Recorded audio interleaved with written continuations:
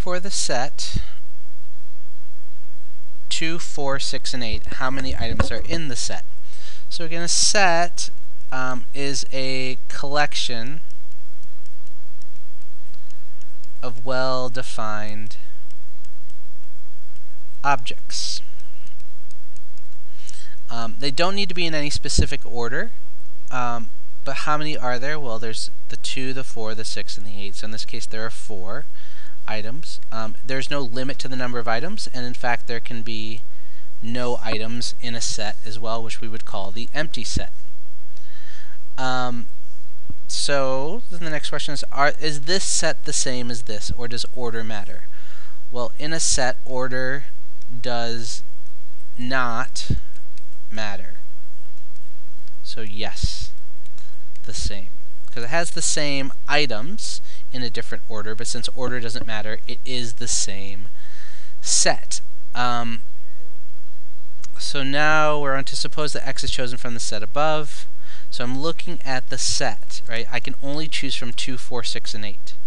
Find all values of x for which 8x minus 5 all divided by 2 is greater than 21. So a couple things to think about here. Greater than means bigger than. So some people say the alligator eats the bigger thing. I just think of it as the bigger side is pointing to the bigger thing. So, one thing we can do is we could try these values. So let's try these values. So 8 times 2, then subtract 5, then cut in half. That equals 8 times 2, 16, minus 5, 11, cut in half, 5.5. So this is where x equals 2. What about where x equals 4? 8 times 4 minus 5, 32 minus 5, 27, cut in half is 13 and a half. Where x is equal to 6, well, I have 8 times 6, 48 minus 5, 43, cut in half, 21 and a half. And I have x equals 8. 8 times 8, 64 minus 5, 59, cut in half, 29 and a half. Now if you had your set go on and on and on, this would take a long time.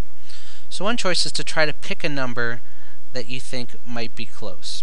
So in our case, obviously, x equals 6 is bigger. So the set should include 6 and 8. What about where it's less than or equal to 21? Well, that's the set where x is 2 or 4, because those give me 5.5 and 13.5. And where it's equal to 21, well, none of these equal 21. It's either bigger or smaller, so this would be the empty set, which we can write as that, we could write as that. So those would be the values. It's not that the value is 0. I want to be clear on this. 0 doesn't work. 0 times 8 is 0 minus 5 divided by 2. That equals negative 2.5, not 21. So it's not that 0 works. It's that there is no number that works. So the set of all numbers that works is no number that would give me 21. Okay, so sets, again, collections of well-defined objects. The order does not matter. And when you evaluate, you can choose from a variety of numbers that you're given, if you're given a constraint. We're often constrained sometimes by, like, the whole numbers or integers. Things where we're talking about people. Sometimes you can't have halves of people, so we're constrained by the set of numbers that we can choose from. Or maybe we can't have negative times, so we're constrained by the whole numbers. So that's set, and then we have empty set, which means the collection of no numbers.